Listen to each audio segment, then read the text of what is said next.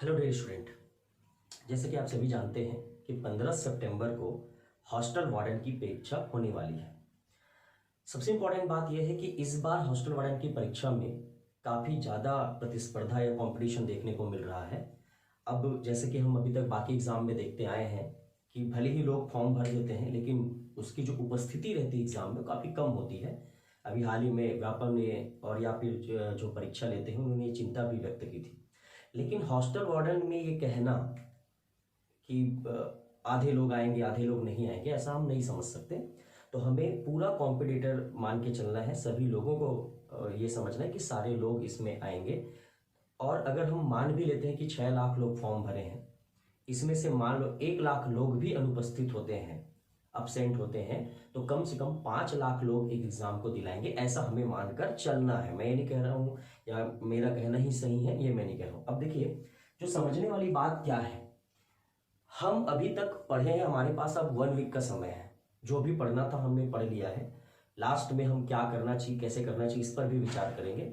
मैं ये वीडियो सिर्फ इसलिए बना रहा हूँ या ये ज्ञान या ये अनुभव आपको इसलिए शेयर कर रहा हूँ क्योंकि अधिकतर मैंने ये पाया है, जब मैं खुद एग्जाम देता था तब भी मैंने ये पाया, और जितने भी बच्चे एग्जाम देते हैं वनडे में, ये थोड़ा सा समझिएगा इसको क्या मैटर है। देखिए, सबसे पहले अगर हम अंकों का वितरण देखें तो देखिए, सबसे टॉप में कंप्यूटर है जो आपके 30 अंक का है, और इसमें एक चीज जरूर आपको याद रखना, एग्जाम तक आपको नहीं भूलना है, और वो क्या चीज है, तो वो है आपका 15 अंक इसमें अनिवार्य रूप से आपको लाना ही होगा। यानी कि 15 अंक जो है आपका कंपलसरी है। आप इससे अगर कम लाते हैं तो पेपर में डिसक्वालीफाई हो जाएंगे, मतलब आगे का आप क्वालिफाई ही नहीं कर पाएंगे। तो देखो, हमको सबसे पहले ये तो है कि भाई 15 अंक हमें कंप्यूटर में लाने हैं। तो यहां पर अब एक चीज समझना है कि हमारा कंप्यूटर पूरी तरीके से स्ट्रांग होना चाहिए, क्योंकि स्कोरिंग है और आपको प्रीवियस ईयर के पेपर भी इस पे सॉल्व करना चाहिए कि किस तरीके से क्वेश्चन आता है। मैं टॉपिक भी थोड़ा सा शेयर करूंगा, थोड़ा सा ध्यान रखिएगा। तो अगर हम मान के चलते हैं कि भाई 4 लाख लोग 5 लाख लोग एग्जाम में बैठ रहे हैं, तो क्या हो सकता है कितना। तो सबसे पहले पेपर के स्टेप को समझिएगा। सबसे पहला, जब आपका पेपर आएगा, ठीक है, सबसे पहले जब आपका पेपर आएगा तो सबसे पहले पेपर जो होगा वो 100 अंक का होगा। माइनस मार्किंग बिल्कुल यहां पर होगा। तो माइनस मार्किंग 1/4 के आसपास हम देखने को मिलता है ना। कभी कभी 1/3 कर देते हैं, लेकिन 1/4 व्यापम का जो पैटर्न है, 1/4 आपका माइनस मार्किंग रहेगा। अब एक बात समझिएगा इसमें कि जैसे 100 अंक का पेपर है तो कैसे सॉल्व करना चाहिए, कैसे किन किन चीजों को ध्यान रखना है। तो 100 अंक का पेपर है, तो सबसे पहले देखिए, अगर हम मान के चल रहे हैं तो कंपटीशन को देखते हुए अगर हम अनुमानित कट ऑफ मान के चलते हैं, है ना, तो हाईएस्ट तो भाई कितना भी जा सकता है, 90 जा सकता है, 80 जा सकता है, पर हम मान के चल रहे हैं कि 300 पोस्ट है, तो लगभग आपका 75 से 80 अंक के बीच हमको खेलना है। मैं ये नहीं बोल रहा हूं, ये मेरा अपना विचारधारा है। 75 से 80 अंक हमको लाना है। इससे अगर कम आपका बनता है तो थोड़ा सा आप सीमा से बाहर हो जाएंगे, बॉर्डर से बाहर हो जाएंगे, क्योंकि 300 जो आपका पद है, 300 पोस्ट है, उसके लिए जो आपका हॉस्टल वार्डन की जो वैकेंसी आई है उसमें कम से कम 100 नंबर के पेपर है। 75 से 80 के बीच में खेलना है, क्योंकि तभी आप अपने आप को इस एग्जाम के लिए जो है श्योर मान पाएंगे। ये बात समझिएगा। अब रही बात विषय को, तो इतना में से इतना नंबर लाना है, तो कैसे कहां से कितना अंक लाया जा सकता है, पहले हम उसको समझते हैं, फिर कहां मेहनत करना है इसको समझते हैं। देखिए, कंप्यूटर थोड़ा स्कोरिंग है। अगर आपने काफी समय से इसको जो भी वैकेंसी आई थी तो आपको काफी समय दिया जा चुका है, काफी समय से वक्त हुआ है, तो बहुत सारे बच्चों ने सारी सिलेबस को कंप्लीट कर लिया। तो कंप्यूटर तो सब पढ़े होंगे, लेकिन फिर भी समझिएगा इसको, इसमें कम से कम आप जो है 25 अंक के लिए तैयार रहे। अगर इसमें आप 25 अंक, क्योंकि ये स्कोरिंग है, इसको आप बना सकते हैं। प्रीवियस ईयर पेपर सॉल्व करिए। कंप्यूटर में आपने देखा होगा, जैसे मैंने कहा टॉपिक्स, तो टॉपिक्स में आप देखिए ज्यादातर जो क्वेश्चन आपका एआई का चल रहा है, तो एआई वगैरह थोड़ा सा देख लीजिए नए क्वेश्चंस में। बाकी जो आपका हार्डवेयर पार्ट है, प्रिंटर, माउस, है ना, आपका मेमोरी, ये सबसे हमेशा क्वेश्चन आता रहा है, तो आपको पता चल जाएगा। लेकिन नए क्वेश्चंस में सर्च इंजन वगैरह से आता है, हमेशा एंटीवायरस से क्वेश्चन आ रहा है, ठीक है। इन चीजों को थोड़ा सा देखिए। बहुत ज्यादा प्रोग्रामिंग पार्ट की ओर अगर आप जाएंगे, मैं इसीलिए 5 क्वेश्चन छोड़ के रखा हूँ, क्योंकि प्रोग्रामिंग पार्ट को अगर आप सक्षम है पढ़ने में, अगर आपके पास समय है तो बिल्कुल आप प्रोग्रामिंग पार्ट को पढ़िए, लेकिन आपका जो हार्डवेयर वाला पार्ट है वो बिल्कुल एकदम अच्छे से क्लियर रहे। जो क्वेश्चन बेसिक क्वेश्चन एग्जाम में पूछा जाता है वो बिल्कुल आपको याद रखना चाहिए। बीट बाइट वगैरह से हमेशा क्वेश्चन आया है, तो 25 अंक आपको यहाँ पर लाना होगा कैसे भी करके, अगर आपको इस कॉम्पिटिशन में बने रहना है। फिर आता है मैथ्स। देखिए मैथ्स का पैटर्न जैसे कि हम मान के चलते हैं, कभी कभी टफ पार्ट दे दिया जाता है, कभी कभी बहुत सिंपल, और ये आपका कहा गया है कि 12th बेस पर होगा। तो इस तरीके से हम ऐसा नहीं कह सकते कि 12th बेस पर होगा तो बहुत इजी पैटर्न होगा, बहुत सरल पूछ दिया जाएगा, ये हम नहीं कह सकते।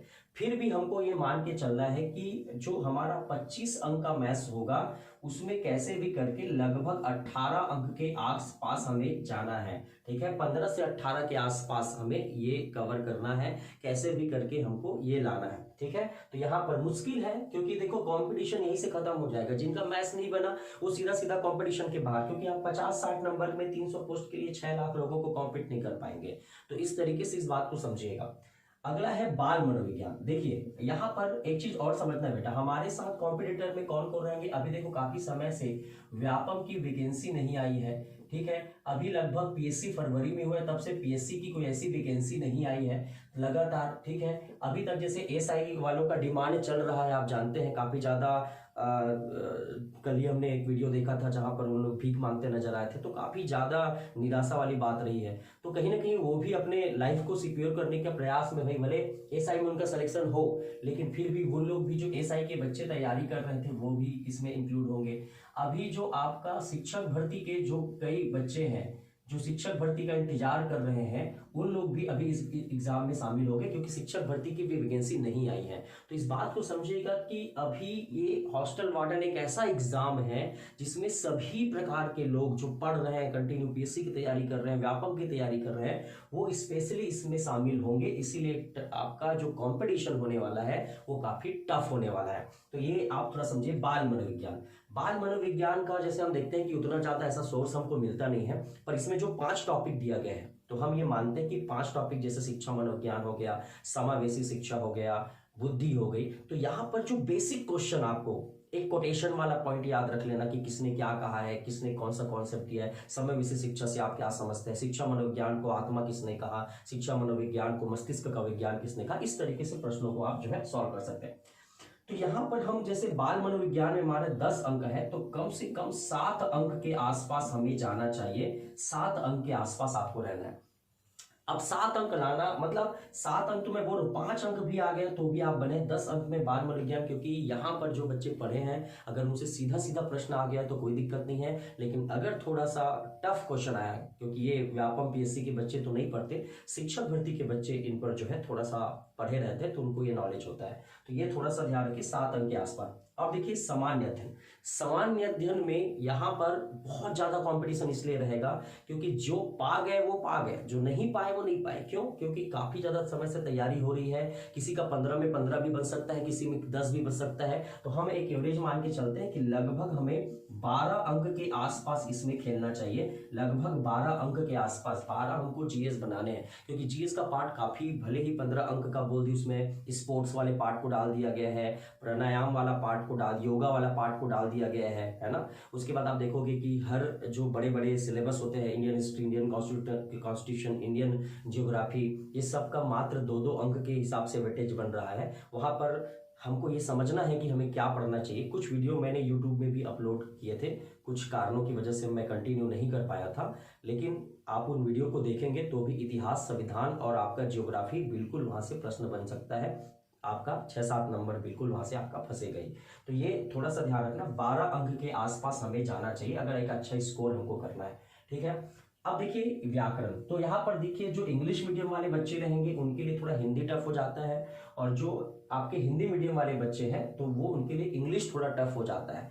तो यहाँ पर थोड़ा सा समझना है कि ग्रामर है, ग्रामर की बातें हैं, फैक्चुअल है, अगर आया तो बना, नहीं बना तो फिर भी हम ये मान के चलते हैं कि 3 अंक आपको कैसे भी करके 3-3 अंक आपको यहाँ पर लाने ही हैं। मतलब आप इससे कम बनाते हैं अगर तो दिक्कत होगा। और मैं बार बार बोल रहा हूँ माइनस मार्किंग को आपको ध्यान में रखना होगा कि ये समझना पड़ेगा दिमाग में कि यहाँ पर माइनस मार्किंग है।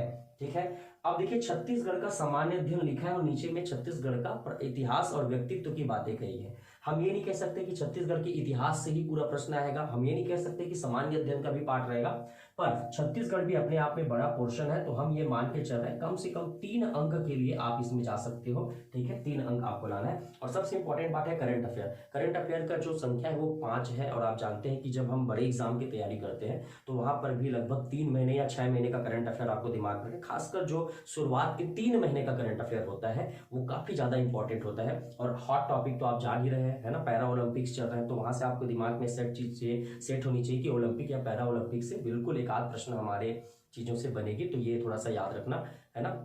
बाकी जो करेंट के मुद्दे हैं, छत्तीसगढ़ में क्या मुद्दे हैं, कुछ सरकार की कुछ योजनाएं चल रही है, उनको थोड़ा सा हाईलाइट आपका कर लेना। ठीक है, तो ये थोड़ा सा आपको देखना है। तो करंट अफेयर में भी अगर आप कितना भी पढ़ें तो अगर 3-4 5, देखो मैं नहीं बोल रहा हूं कि आप इससे कम ला सकते हैं या ज्यादा, मैं बोल रहा हूं कि ये आपका सेफ जोन रहेगा। अगर आप ये नंबर लाते हैं तो ये आपका सेफ जोन रहेगा। यहाँ पे आप ये समझ सकते हैं कि हाँ अभी मैं इस पर जो है कर सकता हूँ, इस पर मैं आगे जा सकता हूँ। तो इस तरीके से आपको समझना है। अब देखिए आगे का समझते हैं। जैसे हम अब काउंट करते हैं तो ये कितने नंबर का हो गया, 25। ठीक है, 25 10 कितना हो गया, 35। 35 5 40, 43 7 कितना हो गया आपका, ठीक है, तो 43 7 हो गया आपका 50। ठीक है, तो 50 10 60 62 62 3 आपका 65 65 3 68 68 3 71 71 3 74, मतलब आगे पीछे है लगभग हम यहाँ पर। ठीक है, ऐसा बोल सकते हैं कि ये वाला अगर हम सोच के चलते हैं तो 74-75 अंक के आसपास जो है हम पहुंच जाएंगे।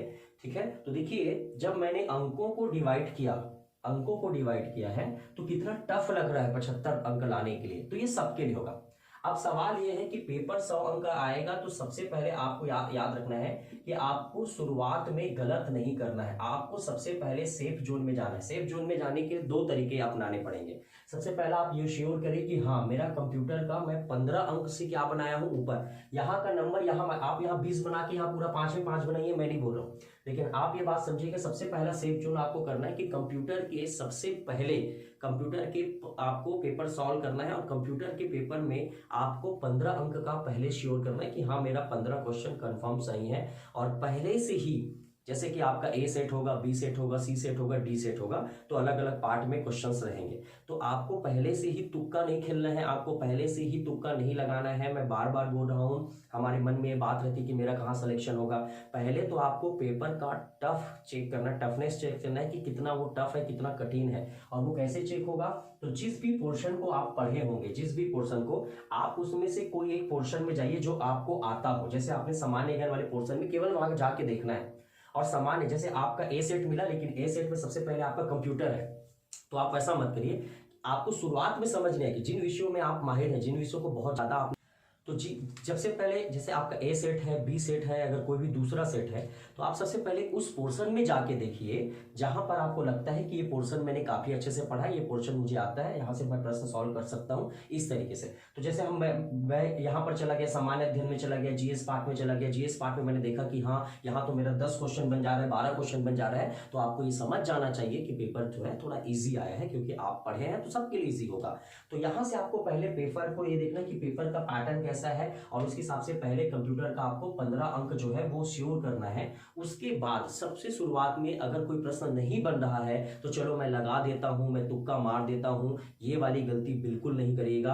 आराम से पेपर को भले 1 स्टेप 2 स्टेप जितने भी स्टेप हो आप वहां से सॉल्व करिएगा, कोशिश करिएगा। बेटा देखो यहाँ पर एक चीज समझने वाली बात यह है कि सबसे पहले आपको गणित के लिए 25 अंक है। पीएससी जैसे एग्जाम में काफी समय मिलता है, कोशिश करिएगा कि सबसे पहले आप जो है ध्यान गणित पर लगाएं। अगर जैसे मान ले आपने टफ चेक के लिए पेपर कैसा है, तो कोशिश करें शुरुआत के जो आपके आधे घंटा 45 मिनट है, क्योंकि जीएस में आप 1 लाइनर मार सकते हो, लास्ट में मैथ्स के लिए अगर कम समय बचता है तो बिल्कुल हमारा दिमाग काम करना बंद कर देता है। तो सबसे पहले मेरा ये अनुभव है, मेरा ये मानना है कि सबसे पहले आप गणित में जाइए, एकदम फ्रेश माइंड से गणित को बनाने का कोशिश करें, क्योंकि जीएस में आप लास्ट में भी लगा सकते हैं, क्वेश्चन पढ़े आंसर ले, लेकिन गणित में आप ऐसा नहीं कर सकते, क्योंकि ये कॉम्पिटिशन का बहुत बड़ा हिस्सा है। 18 अंक हम लेकर चल रहे हैं, तो भी देखिए हमारा मात्र 75 अंक हो रहा है। ठीक है। तो ये बात है कि सबसे पहला आप गणित के पेपर को सॉल्व करने का प्रयास करें एकदम शुरुआत से, ठीक है। लगभग उसी में अगर आप शुरुआत में अगर गणित थर्ड पोर्शन में दिया तो आप उसी में टिक लगा के रखिएगा, लेकिन और समय का ध्यान रखिएगा क्योंकि समय कम रहेगा, गणित में आपको समय कम लग जाएगा, तो थोड़ा सा इन चीज़ों को समझिएगा। गणित में अगर आप 15-20 भी बना लेते हैं तो काफ़ी ज़्यादा स्कोरिंग आप कर लेते हैं, बाकी फिर आपको टेंशन नहीं लेना है, बाकी को सोच समझ के बनाएं। फिर जैसे आपने बनाया, आपने काउंट कीजिए कि आपको लग रहा है कि आपने 80 क्वेश्चन बना दिए, लेकिन उसमें से कम आपका 75 सही है, 74 सही है, या आप जैसा मान रहे हो कि मेरा 80 में 80 सही है, तो आपको रुक जाना है। 20 क्वेश्चन के लिए रिस्क नहीं लेना है कि चलो 6 लाख फॉर्म पे मैं 100 में 100 मार देता हूं, तो ऐसा गलती कभी मत करिएगा। लेकिन अगर आपका क्वेश्चन जो है एकदम 60-50 क्या जा रहा है, 50 अंक ही आ रहा है, तो थोड़ा सा वहां पर आपको रिस्क लेना होगा। मैं बिल्कुल बोल रहा हूँ रिस्क लेना है क्योंकि कंपटीशन बहुत ज्यादा है। आप बिल्कुल 50 क्वेश्चन बना के नहीं आता। कई लोगों को ये सिखाया जाता है 50 क्वेश्चन बन गया 50%, तो ये नहीं, आपको समझना है कि कितने लोगों ने फॉर्म भरा है, कौन कौन से कैंडिडेट इसमें शामिल हो रहे हैं, कौन नहीं हो रहे हैं, तो ये चीजों को थोड़ा सा ध्यान रखना है। और सबसे पहली बात ये आपको ध्यान रखना है कि आप जैसे कि पेपर, जैसे हम कोई भी एग्जाम दिलाते हैं तो वहां पर सबसे इंपॉर्टेंट बात क्या होता है कि हमसे ह्यूमन एरर होता है, बहुत ज्यादा ह्यूमन एरर होता है। हड़बड़ी में एक ही जगह हम बी मार देते हैं, बी की जगह हम सी मार देते हैं, कभी एक साथ गोला लगा देते हैं, है ना। शुरुआत में हम रोल नंबर को गलत भर देते हैं, तो ये सब नहीं करना है एकदम, क्योंकि ये वैसा एग्जाम नहीं है। काफी समय से लोग वैकेंसी की तैयारी में है, काफी समय से लोग इंतजार कर रहे हैं, तो यहाँ पर जो थोड़ा सा आपको दिक्कत होगा कंपटीशन का, तो थोड़ा सा आप समझिएगा इन बातों को। भले छोटी छोटी बातें हैं, लग भी रहा होगा क्या आप बता रहे हैं, लेकिन ध्यान रहेगा अगर ये पैटर्न आपको नहीं पता कि इसमें कितना जाना है, क्या करना है, तो आप क्या करेंगे, कंप्यूटर चलो मेरे से 10 बन गया तो मैं 10 और मार देता हूँ, 30 मार के आ जाता हूँ, कम से कम कंप्यूटर में तुक्का मार सकता हूँ। ऐसा बिल्कुल नहीं। कंप्यूटर में आपको अगर 25 अंक मैं बोल रहा हूँ, 25 से ऊपर लाए तो आप तो हीरो है, लेकिन 25 अंक तक आपको जाने का प्रयास करना है। अगर 20 ही क्वेश्चन बन रहा है तो भी आपको छटने की जरूरत नहीं है। वो लास्ट का ऑप्शन में काउंट करेंगे कि हम इतना मान के चल रहे हैं, देखेंगे आगे क्या होगा। लेकिन शुरुआत में ऐसा नहीं कि 25 चलो बोले हैं तो 25 मार दिए, 30 मार दी, ये नहीं करना है। तो थोड़ा सा ध्यान रखिएगा। अब जो 1 वीक बचा है उसमें क्या पढ़ना चाहिए, तो देखिए 1 वीक में आप कुछ मत पढ़िए। सबसे पहला थोड़ा सा 1-2 घंटे आप करंट अफेयर को दीजिए। लगभग आप 3 महीने की करंट अफेयर पढ़िए। आप छत्तीसगढ़ के करंट अफेयर को भी पढ़िए। राष्ट्रीय अंतरराष्ट्रीय में आपको पता है कि 1-2 क्वेश्चन अगर आएंगे तो ओलंपिक वगैरह को थोड़ा सा देख लीजिए, क्या मैटर क्या चल रहा है, तो थोड़ा सा वो सारी चीजें रहेगी।